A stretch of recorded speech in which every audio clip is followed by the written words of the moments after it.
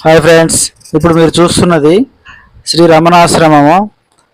ఇది మనం అరుణాచలంలో గిరి ప్రదక్షిణ చేసేటప్పుడు మీకు మార్గ మధ్యంలో వస్తుంది. ఈ శ్రీ రమణాశ్రమం చాలా ఫేమస్, వరల్డ్ వైడ్ ఫేమస్.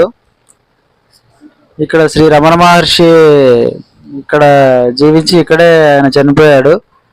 ఇక్కడ ఆయన సమాధి ఉంటుంది. ఆయన ధ్యానం చేసినటువంటి ప్రదేశాలు ఉంటాయి.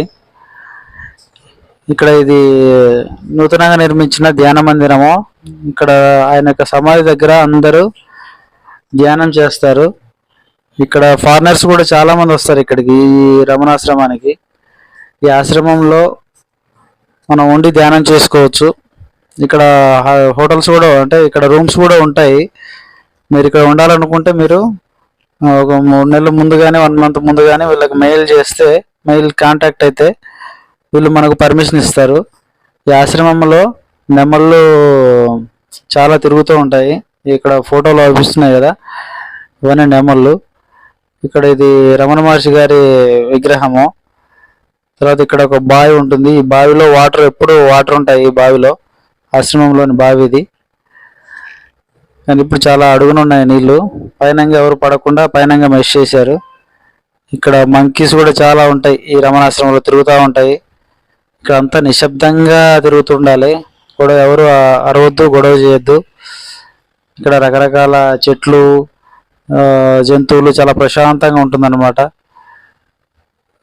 ఇక్కడి నుంచి చూస్తే మీరు ఇక్కడ అరుణాచలం కొండ అనేది చాలా క్లియర్గా అవుపిస్తుంది. కొంతమంది ఇక్కడి నుంచి కూడా గిరి ప్రదక్షిణ స్టార్ట్ చేస్తారు రమణాశ్రమం నుంచి. కొంతమంది ఏమో అక్కడ దేవాలయం ఉంది కదా, టెంపుల్, రాజగోపురం నుంచి స్టార్ట్ చేస్తారు. ఎక్కడి నుంచైనా స్టార్ట్ చేస్తే అక్కడే మళ్ళీ మీరు కంప్లీట్ చేయాలి. అప్పుడైతేనే మనకు గిరి ప్రదక్షిణ కంప్లీట్ అయినట్టు.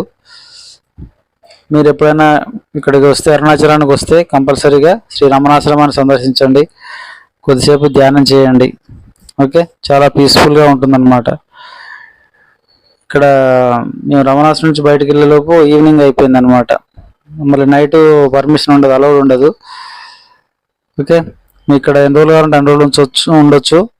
మీరు ఏమైనా సేవలలో పాల్గొనాలంటే పాల్గొని రమణాశ్రమంలో చేయొచ్చు. ఇక్కడ అన్నదానం అవన్నీ చేస్తూ ఉంటారు ఎప్పుడు, డైలీ.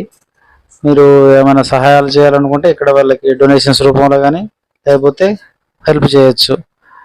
ఓకే.